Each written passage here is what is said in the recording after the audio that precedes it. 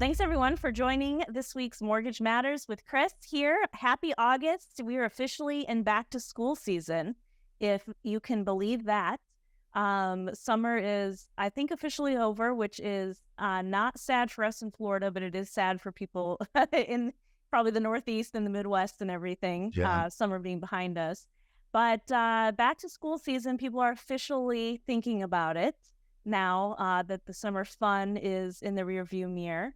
And Chris, we know that by this time of year that there's a lot of moves that are being made with the purpose of like school districts in mind for their children and everything like that. So Right. by now, August 3rd, there's likely a whole handful of people who've already made a move into a school district. Some might be in the process of it.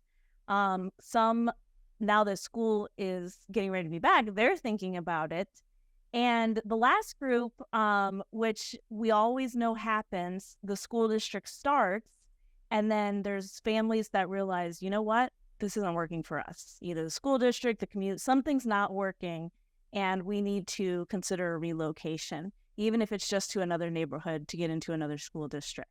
Correct. So we've got some easy tips and tricks for people to keep in mind, and some things to take into consideration about how schools, and we're talking, like the local schools impact or should impact the home buying process. So Chris, thank you for being here with us today. Yeah, You thank have you. 26 years in the mortgage industry, and you've helped a lot of families get Yeah. into the school district they want to be in and in their next home. Yeah, I think we've helped over 10,000 families. I don't even know the actual number. I just know what we manage as a past client list. And our list was like 8,700 and change. This was over 6 years ago. And then now we just added so much more. So I believe there's over 10,000 families that we've helped over my career. So we're excited about it, and we are passionate about it. And I think that this is a huge topic when it comes to, it was a major topic even for myself. So it hits close to home. When I was moving from the Northeast in Massachusetts down to Florida, it was important for me because my kids were coming from a really good school system, and now I had to plug them into a school system where I thought, they need the ability to learn at the same level that they were. And what we know, we already know this being in the business, is that when it comes to school districts, it has a direct impact on home prices in that school district. For example, here on Lakewood Ranch, where I live, the high school and the elementary schools, they are ranked pretty high nationally, and more importantly, in Florida, they're ranked in probably the top 10. They believe they hang in there. I think it's even on the lower end, but just overall speaking, it's that. And the median home price is $620. And you can see how that correlates, right? Like, so if you're looking to shop and you have kids, just as important it is, you need them to have a good school. I think there's a flip side to this as well. You may be buying and you may not have kids in school. You may not want to have that high price. People don't look at it on the other side. Maybe you're retiring, you don't have kids at home, and you want to keep your payment as low as possible. Maybe you're not moving to that place that has the top tier school district because you're looking to save some money. The resale value may not be where it is, but the comfort level while you're there, price point wise, is. So I think there's it's a two-edged sword. Yeah. That, we can talk about one, and I know our main focus was on one side, but I think you have to think on the other side as well, because, I have all kinds of different buyers, specifically in our market where we have a lot of people that are buying their second homes. And they're not, they could be retirees, and they could be people that they don't care about how good the school system is. They just want a nice home that's close to the beaches, where they're going to pay the least amount of taxes as possible and still have, a good place to live. So that's kind of our topic today, Mindy. And I think we need to talk about a few different things as people are getting ready to get back to the work, summer's over, and get their kids off to school. So there's a lot of logistics that go with this, when you're looking at getting started. So let's hit it off. Do you have Well, anything to add to that? well, Chris, you mentioned briefly, but I think that is the very first thing that families have to take into consideration. They're balancing a school district versus the price tag that they're inevitably going to be paying, one, in property taxes, but Right. two, in the price of a home. So, I mean, what would you say for families who have a budget? And most people have budgets, right? What would you Correct. say for families trying to exist in that delicate balance?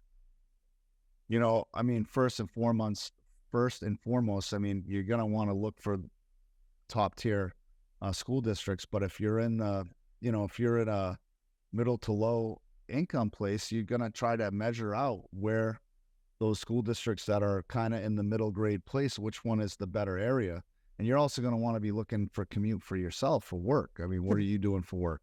I think the not just, I don't want to say the climate, but the demographics now, you typically don't, a lot of people don't need to be close to where they work because they can work from home. And a lot of people are remote. So if that's the case, and that changes a little bit more for their decision when they're looking at some of these things.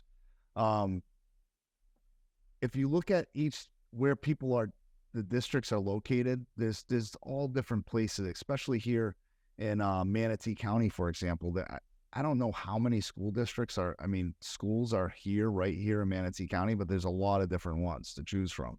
And you could be in one section and the ratings are way off from what's going to be over, 4 or 5 miles down the road. So you really have to take that into consideration. And I think you have to lean heavily, and it's important that you pick a right agent that is really well versed in the area that you're looking and knows exactly where places are located. So if I mean, I'll keep talking about where we are specifically because a lot of people are moving here from somewhere else. And everywhere looks nice. I mean, you can, for example, back in the Northeast, when you're in the hood, you're in the hood, right? If that makes sense. You got brick buildings, big high brick buildings, there's something, but you could be somewhere down here in Florida. And sometimes these areas look just as nice as the street across the street. You don't know where you're moving. You just don't know. And if you don't have someone that's looking and paying attention to the analytics of what's going on in some of the neighborhoods that you're looking to buy in, could be traffic, there's so many different variables, even in a lot of places, just because of a lot of suburban areas have been growing out. You could be on the wrong side of the street and it'll take you forever to get your kids to school or get yourself to traffic count. So it's not just undesirable areas or desirable areas. You just need someone that knows the market and the marketplace that you're looking for. Go ahead with that. Well, so that just made me think this is a very Florida specific thing, and this is going to vary state to state. But in Florida, there's very strong school choice that exists here, meaning that parents can try and get their kids in a school district that's outside of where their home is districted. So there's huge pluses to that, right? The downside that we know living here is that a lot of the districts have very long wait lists. And so even though you have the option of school choice, you might not get in that first year, second year, or, ever. I hate to say that, but ever. So the only guarantee that anyone's going to have to get in a school district is if they buy into that district. Each district in Florida is required to have space for every home that exists around it. And I think that's important because here in our area, Southwest Florida, there's a lot of schools that, up in the Northeast is the same as the Midwest. You just have normal public schools. But here there's a lot of specialty schools. There's a school that does classical education. There's for younger kiddos, Montessori type schools, like different variations. And if that's something someone wants into, then they have to specifically buy in that district. It's an interesting problem here. Yeah, it is. But I do think the school choice does help those people that want to have their kids go to the school and they maybe have to drive their kids to the school, but they have the ability to pick and choose. And I think the future of schools and home buying, there's going to be some major impacts. I mean, you have the rise of remote learning. You have a lot of people that are still taking in, classes on their own. The homeschooling is different now. So that may have a big impact on the home buying decision related to schools. That may not be as much of an issue, or you're looking more for the communities of other people that have these same situations.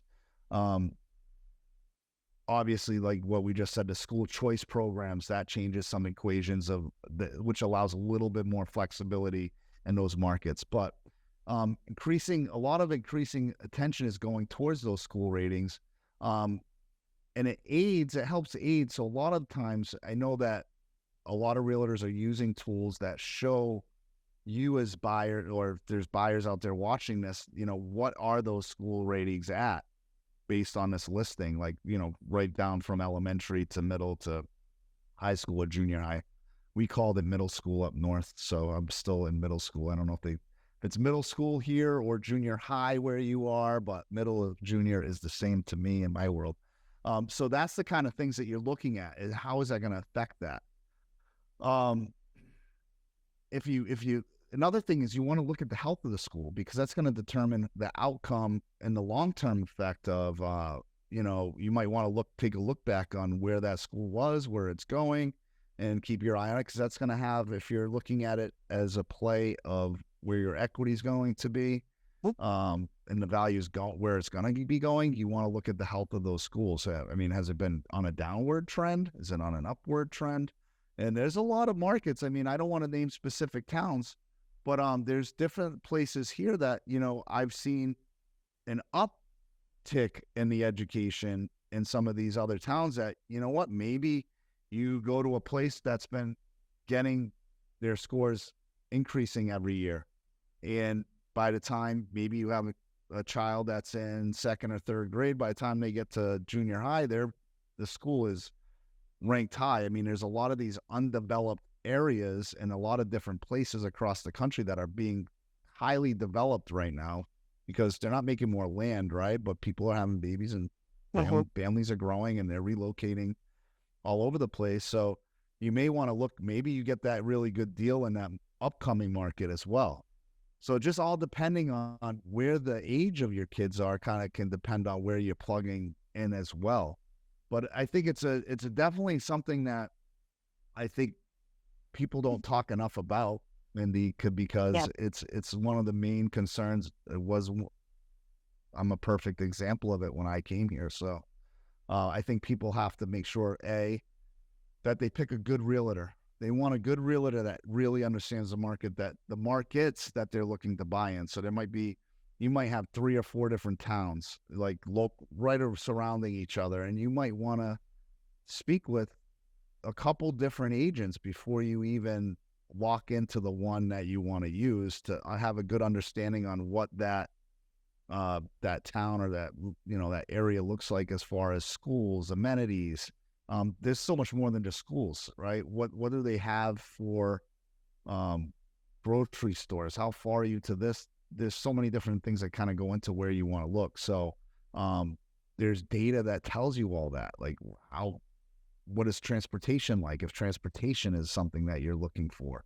So I think what you need to do is call us or someone like us first, and get a good list of realtors in that market that you're looking in, to see who's a full-time realtor. I know that this may not make a lot of people happy what I'm saying here, because I know a lot of realtors that are part-time realtors, but I really think in the climate of this market right now, it's very important that you're working with someone that does this job full-time. It's really, you still have people outbidding people, especially if you're going to go into these areas where the schools are, graded high, and you need to have someone that's in a community of other agents that knows, okay, well, I know if it's Susan or Tom, these 2 agents who are full-time agents that are well known in the real estate community, that when they bring an offer in, their clients are rock solid. So that's the difference. Here's the example. As you go, you're coming from out of state, you're coming to buy somewhere, and you just find someone who's got a really good looking website, and you didn't do any due diligence, and they had great marketing. But they haven't really sold a lot of properties or brought a lot of buyers into properties over the last year or two. And they throw an offer in for you on your behalf to a listing agent in this desirable market, especially with schools. There's a lot more families, specifically talking about where we are, and not just here in Florida, but any desirable market that has good schools with families with kids. There's a lot of other people doing the same thing that are relocating, whether it's for work, pleasure, or whatever it is. Now that same agent puts the offer in. These other agents have never really heard of that agent, or they look up their numbers and see they really haven't done much. They're not confident. Confidence, right? And then you have Tom and Susan over here that do a lot of business in that market, know that market, know the surroundings. So when the listing agents see their names attached to that offer, it's going to trigger something and say, you know what? That may have even been a better offer over here. However, I'm much more confident because I know Bill, I know Sue, or I know Tom, whoever those full-time agents are. So I think, I don't think, I know that a lot of these decisions are based on some confidence of the listing agent, because their job is as a fiduciary to the listing person in these highly desirable neighborhoods is to get the best deal that's going to close.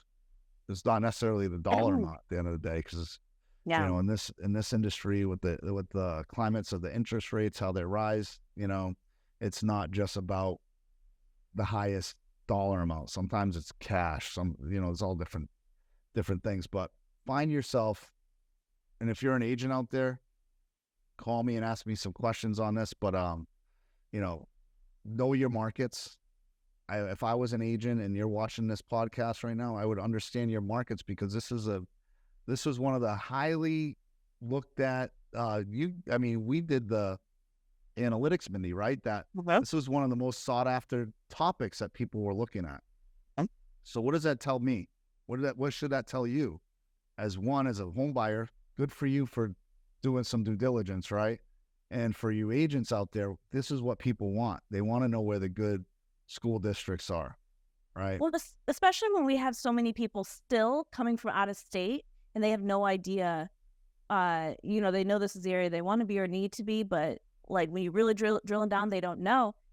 Knowledge is power when it comes to home buying, and the tools that you have are the most important. So, Chris, like you said, that real estate agent that's going to know the area and know the school districts is going to be so powerful for a home buyer. And then a mortgage lender who's going to be able to help them to say, this is what we can afford, this is a good thing for our budget, is also going to help them to narrow into that perfect sweet spot for them.